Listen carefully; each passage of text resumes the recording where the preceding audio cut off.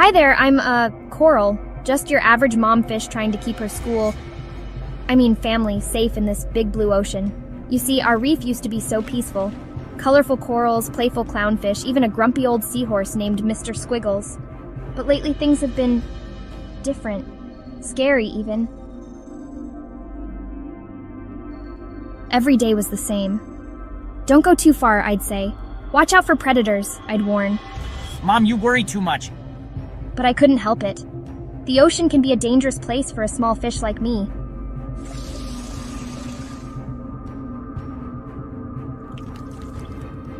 Listen up, fish. This reef is ours now. The shark gang arrived, led by a big bully with a scar across his nose. They terrorized everyone, chasing poor little yellow fish Sunny right out of his anemone.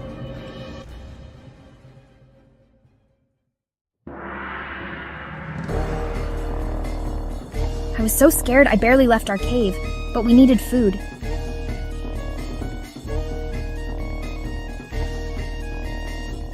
So I ventured out, heart racing, fins trembling, and that's when it happened. I got caught, trapped in a kelp forest, surrounded by those toothy grins. But that wasn't even the worst part. Look, a nice shark with cookies. And he's wearing moss. He must be friendly. My babies. They were in danger, and it was all my fault. I had to do something I'd never done before. Be brave. With all my might, I wriggled free from that kelp and swam faster than I ever had before. But I knew I couldn't face the sharks alone. I needed help. That's when I saw him. Willie the whale, gentle giant of our reef. Need a hand, Finn, little fish? Willie, the sharks have my children. Please help me save them. Well, what are we waiting for? Let's go show those sharks what happens when they mess with a mama fish. With Willie by my side, I felt braver than ever. We swam right up to the shark's lair, a dark, spooky shipwreck. My heart was racing, but I knew I had to be strong for my children. Well, looks like dinner came to us. I don't think so, bully. Why don't you pick on someone your own size? Mom, you came for us. Of course I did, sweetie. I'll always come for you. Don't worry, we'll get you out of there in no time. Willie, the old bubble trick. You got it, Coral. All right, we give up. We promised to leave the little fish alone. And just like that, our reef was safe again. From that day on, I learned that sometimes to keep your family safe, you have to be brave enough to face your fears. Now I still worry. That's what moms do. But I also know that my little ones are stronger than I thought. And me? Well, let's just say I'm not your average mom fish anymore. I'm Coral the Brave, and this is my reef. Come visit sometime, I promise. It's perfectly safe. Most of the time. A story of a little fish with a big heart. Welcome to Great Lives in Small Bites.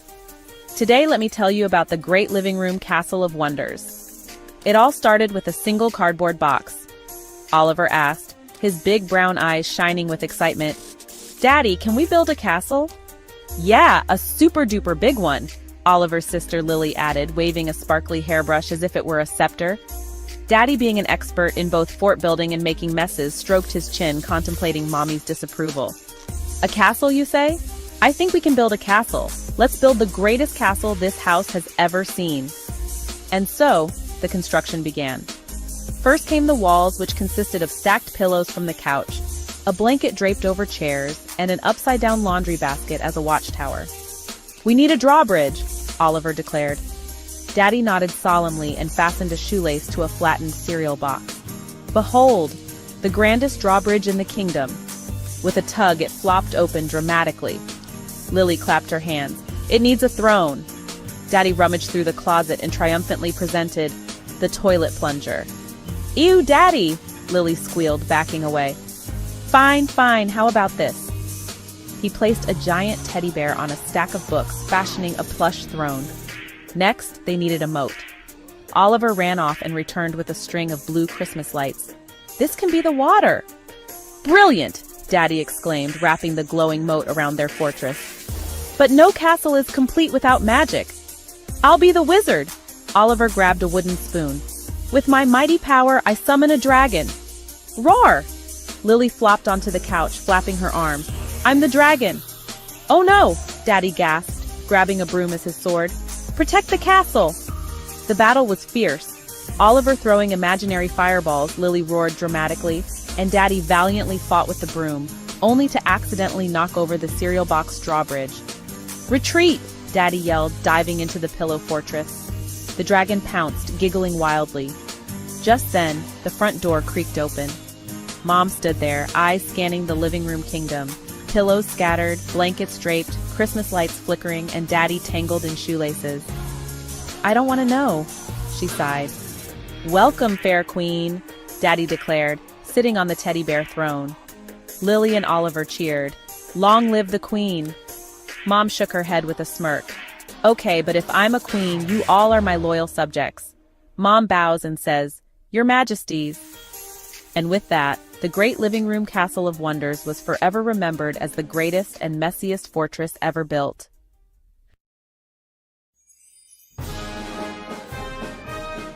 Oh, hello there. I'm, Gildy. You know, the shiny feathered fellow who hangs around the princess. Well, actually, I'm more than just a pretty beak, you see. I'm the official royal lullaby assistant. It's a big job, but somebody's gotta do it.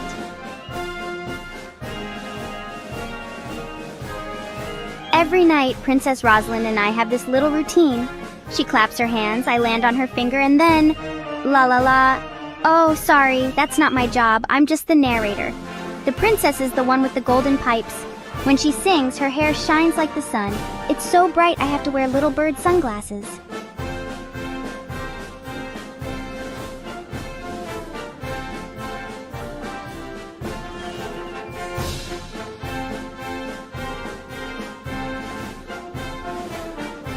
Everyone in the kingdom falls asleep peaceful as can be. It's perfect. Well, almost perfect. You see, there's this witch who lives nearby, and let me tell you, she is not a morning person, or a night person, or a middle-of-the-day person, really.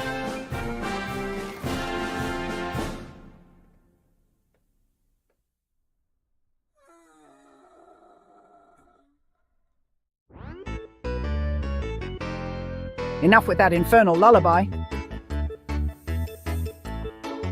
The witch zoomed through the sky on her broom. She looked like a very angry shooting star.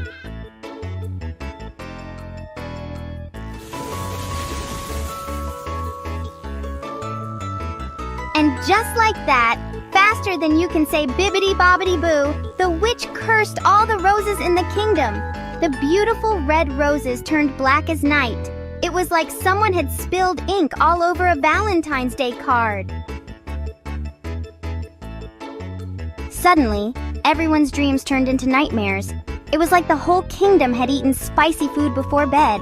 I saw one guy trying to fence with a baguette in his sleep.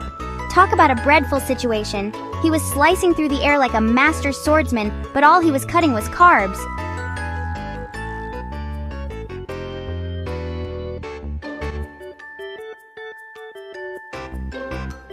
Poor Princess Rosalind was at her wit's end. She tried everything, counting sheep, warm milk, even reading the kingdom's tax laws out loud. She even took a bath in rose petals. Let me tell you, wet feathers are not a good look for anyone, princess or bird.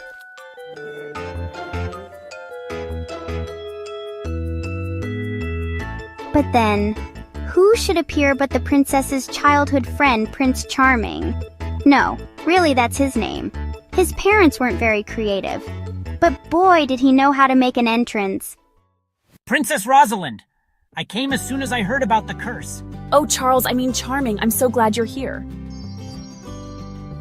I've kept this petal from the rose you gave me when we were kids. It's infused with your tear of joy from that day. Now, I'm no expert in magic tear petals, but even I could see this was something special. But how can this help break the curse? Don't you see, it's not just a petal, it's a symbol of our friendship, our love. Of course, love is the most powerful magic of all. The princess took that petal and held it close to her heart. Suddenly, a warm glow spread throughout the kingdom. It was like someone had turned on a giant nightlight. The black roses started to change. They turned pink, then red, then every color of the rainbow. Even the witch's frown turned upside down, though she'd probably deny it if you asked her. The kingdom celebrated with a grand feast. There was cake, music, and yes, even a few lullabies. And the princess? Well, she learned that sometimes the most powerful magic comes from the heart. As for me, I got a shiny new perch and all the birdseed I could eat. Talk about a happy ending. So remember, kids, next time you're having trouble sleeping, try counting princes instead of sheep. Works like a charm. This is Gildy the Golden Bird signing off. Sweet dreams, everyone!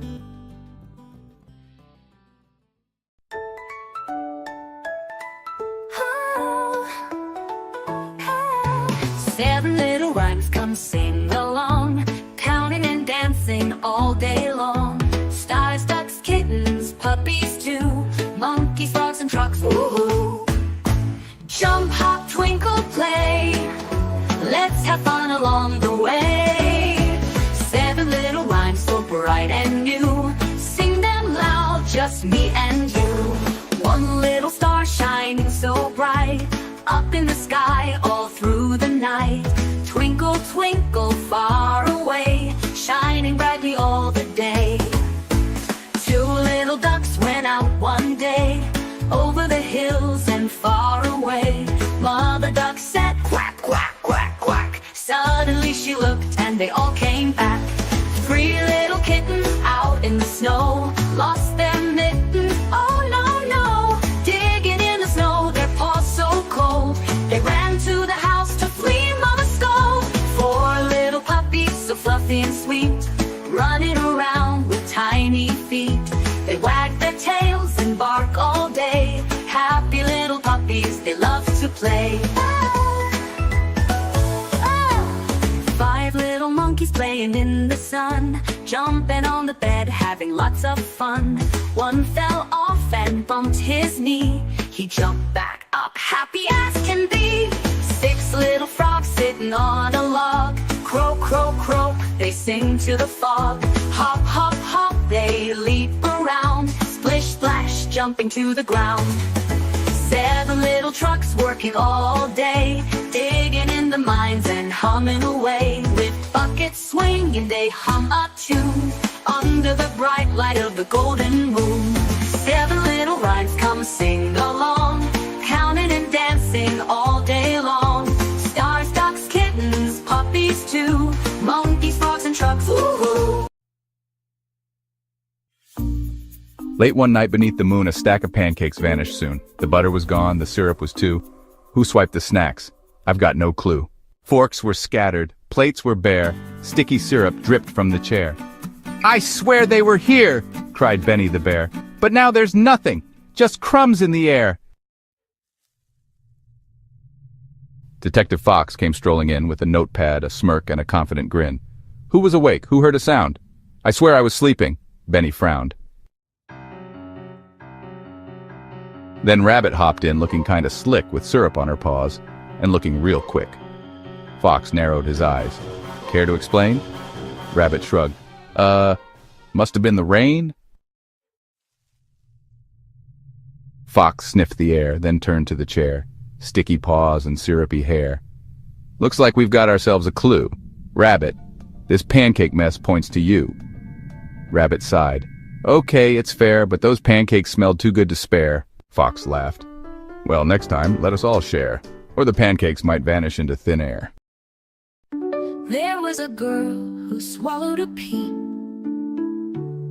There was a young girl who swallowed a pea. Why did she do it? Beats me. She swallowed a bee to chase the pea. It buzzed and it bumbled, but she let it be. She swallowed the pea so easily. But why, oh why did she swallow the pea? Beats me. She swallowed a frog to gobble the bee. It croaked and it hopped so wild and free. She swallowed the bee to chase the pea that rolled right down so sneakily. But why, oh why did she swallow the pea? Beats me. She She swallowed a snake so long and sly, it slithered and shivered and made her cry. She swallowed the frog to gobble the bee. She swallowed the bee to chase the pea that rolled right down so sneakily. But why, oh why did she swallow the pea? Beats me. She swallowed a fox, all fluffy and bright. Its tail got stuck, what a sight. She swallowed the snake, so long and sly. She swallowed the frog, she swallowed the bee. She swallowed the pea so easily. But why, oh why did she swallow the pea? Beats me.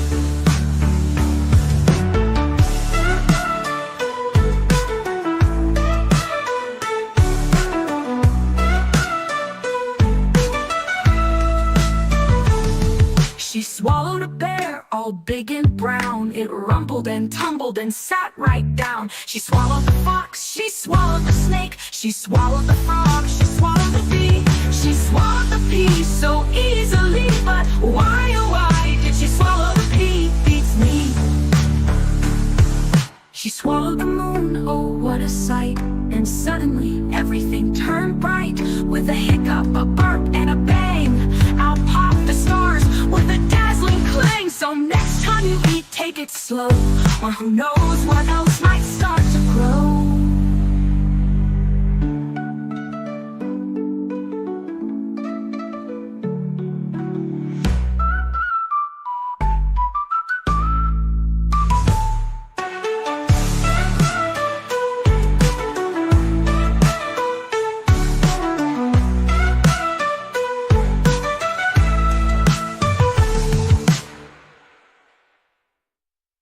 Swims through the sea in the soft light of day. Her tail flashes silver, her hair glows bright, golden strands dancing in soft ocean light. Through coral and kelp, she starts to explore, past seashells and bubbles and so much more. A pod of dolphins swims up with a grin. Come play with us, Lorelei. Let's dive in. She flips and she spins, a laugh in her chest, racing the dolphins. She's doing her best. Bubbles rise up in a sparkling stream, shining like jewels in a watery dream. Through soft seagrass fields, she drifts along, hearing the whale's deep, echoing song. A gentle manatee floats by with a smile. Good day, dear Lorelei. Stay for a while. I'd love to, she giggles, but keeps swimming on, following trails where the bright fish have gone. Past starfish and clams and lobsters and crabs, glowing soft lights from anemones grabs. A clam opens wide, a pearl shining bright, its glow like a moonbeam in soft ocean light. An oyster nearby hums a tune, low and sweet, while rainbow fish swirl around Lorelei's feet. Whoa, she whispers, her heart feeling light, lost in the magic of soft ocean night. The dolphins return for one final splash. See you tomorrow. They chirp as they dash. As twilight descends in a lavender hue, Lorelei floats in the shimmering blue. She settles in coral, her heart feeling free, dreaming of magic beneath the deep sea.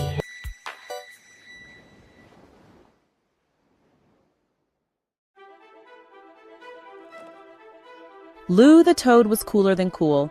He rode his skateboard after school. With yellow wheels and bolts of red, he'd flip and twist right over your head. "Watch this," Lou called as he kicked off fast, flying down ramps, zipping right past. He jumped and he flipped, soaring through air.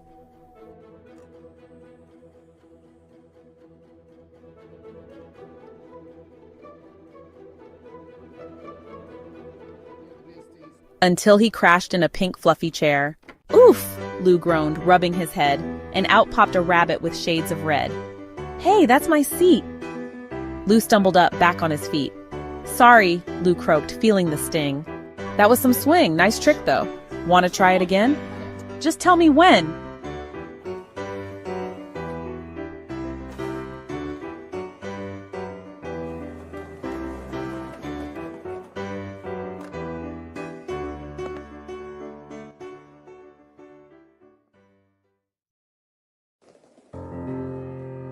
Lou climbed back up and dropped from the top, zooming so fast he couldn't stop. He flipped, he spun, then landed just right. The rabbit cheered. Dude, what a sight.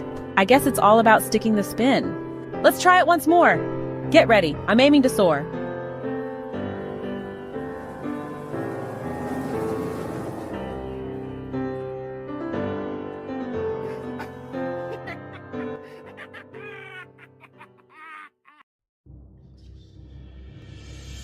Alan the alligator woke up one day with a big growly belly that rumbled away. "I need some snacks," he said with a shout, and off to the grocery he scampered right out. He grabbed a giant cart, wobbly and wild. It zigged, it zagged, and it was anything but mild. Down the first aisle, he slipped and he slid. Stuffing in his basket some pickles and pies, bananas, bologna, and bright curly fries. A mountain of marshmallows soon joined the stack, and a giant cheese wheel that he balanced on back. He nibbled on peanuts he found in a bin, and licked up some jelly that stuck to his chin. He chomped on some chips with a buttery crunch. Then, disaster struck. He twirled on a slick puddle of soap. His basket tipped over. He slid like a dope. Grapefruits were rolling and onions took flight. A loaf of French bread bopped him on his left and his right. At checkout, he struggled to load up his mess. The scanner went beep, but caused him more stress. A can of carrots flew up with a spin. The manager chuckled and handed out a mop, while Alan just sighed, "When will the chaos stop?" Frogs in puddles, frogs in goo, splashing their neighbors. Oops, achoo! With tongues so fast they snag a pie, they meant to catch a tiny fly. Frogs in hats and frogs in boots, juggling worms and tooting flutes. With clumsy flips and belly flops, they cannonball in muddy slops. Frogs in ponds on lily thrones, wearing crowns and tiny cones. Croaking loud, it shakes the trees. Ribbit, ribbit, bring more fleas. Frogs on logs and frogs in socks, pulling pranks from a secret box. They munch on bugs, they sip on tea, the goofiest frogs you'll ever see.